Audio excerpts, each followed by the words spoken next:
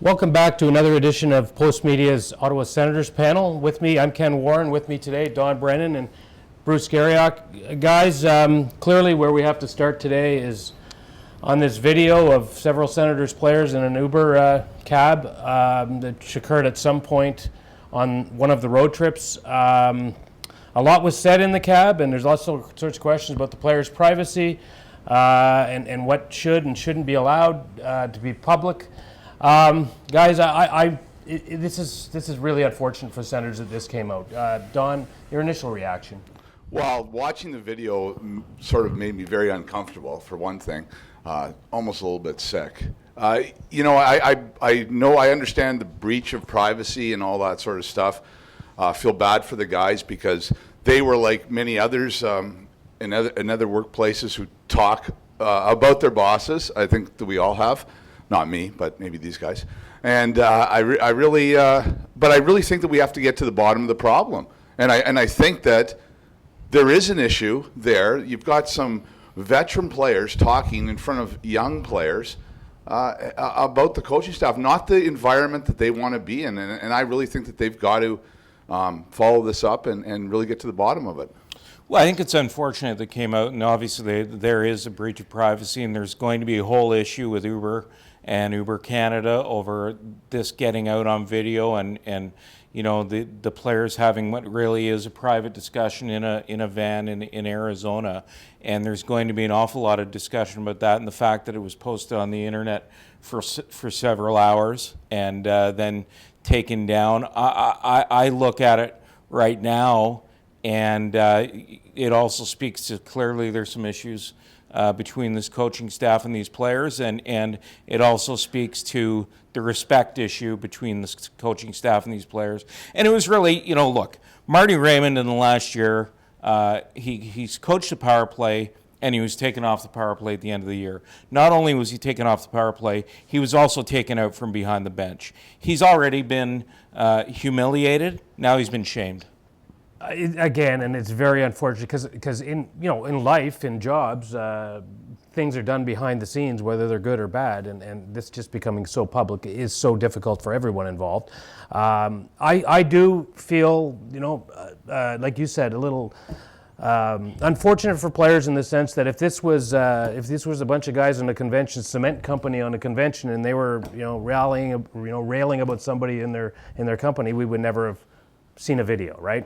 But being who they are and being professional athletes, they're targets in a way. But that's also part of the learning curve when you are an athlete, that you have to be on guard. So go ahead, Bruce. No, I just wonder, Ken, what was the Uber driver's motivation here? That's what I wonder. What was his motivation in putting up that video? Any further to add on that, Don? Because I just... Again, it's an unfortunate circumstance, but players, just lessons learned, I guess, that always be on guard. Yeah, I think that, for sure. Why would an Uber driver do something like that? Who knows? But again, you cut through all that, and you have to get to the issue. And I think that, and Matt Duchene is a very important player on the team, a guy that they're trying to re-sign. You have to ask yourself now, because you want to get away from the drama that Craig Anderson spoke of. You have to ask yourself if there's a bigger problem. Do you want to keep Matt Duchene now? If this is how Matt Duchene, because this is how the guys truly feel. It's unfortunate that we all know that the way we know it, but this is how they feel. And do you want a Matt Duchene in your dressing room talking in front of young players like that? Okay, so that is going to be clearly a short to long-term discussion with negotiations going on. In the short term here, they've lost 6-7. They're back on the ice Tuesday night here against New Jersey, looking somehow to turn the tide a little bit here, Bruce.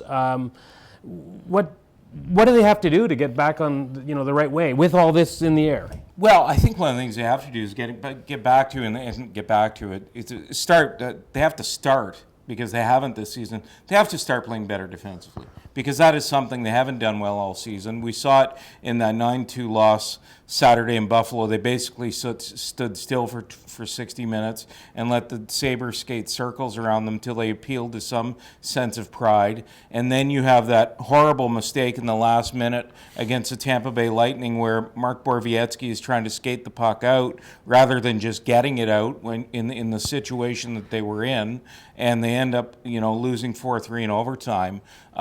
They've got to play better defensively. They've got to they are getting outplayed in third periods constantly. They essentially they got to clean up their act, and if they don't clean up their act, they're not going to have success because they are relying far too much on the goaltenders.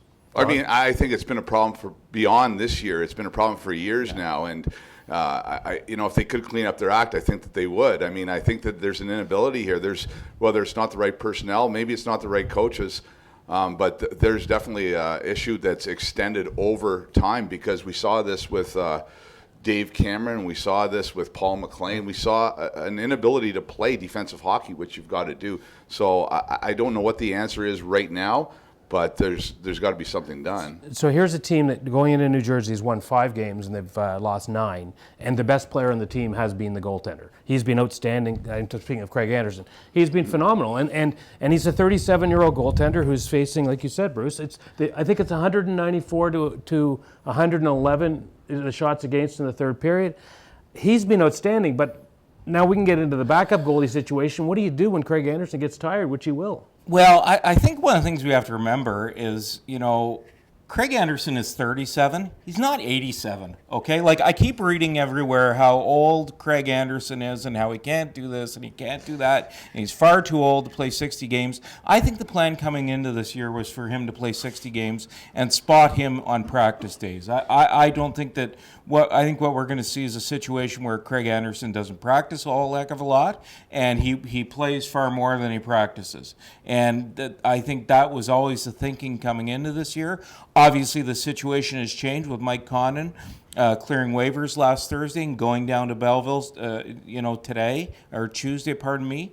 And I think from there, if they can get. The plan is not to ban Mike Condon to Belleville forever. It's to hope that he can get his game together in the next 3 weeks. But one of the things I saw on Saturday is Mike McKenna didn't make a save. I mean, well, he made one save. He made that glove save where they turned on the horn in Buffalo, and he held up his hand. But that was pretty much the only save he made. So they really can't rely on him unless.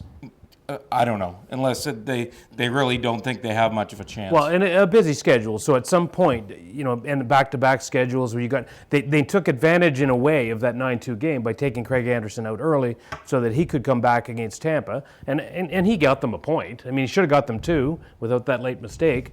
But at some point you're going to need at least a reliable backup. And so how long do they allow Condon to rediscover his game in Belleville? Well, that's a good point. I don't think that there's a veteran goalie out there that's available, but they have to look for one because Mike McKenna didn't do the job in Buffalo. Doesn't look like an NHL goalie. There's a reason he's played 15 years in the NHL and hasn't had more than 14 starts or whatever, 24 starts or whatever it is. Yeah, there was troublesome signs coming from that Buffalo game that I saw.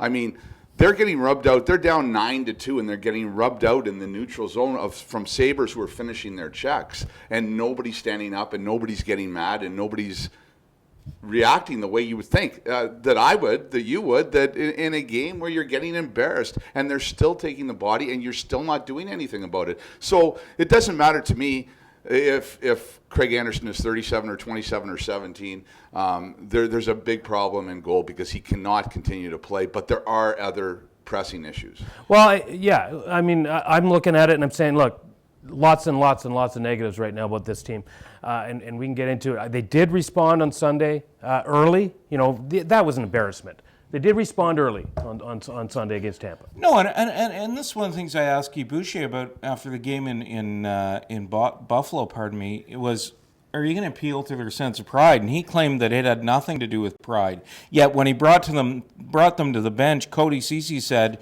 he appealed to their sense of pride at that point, because he said if this doesn't stop, it's going to be 12 or 13 nothing here.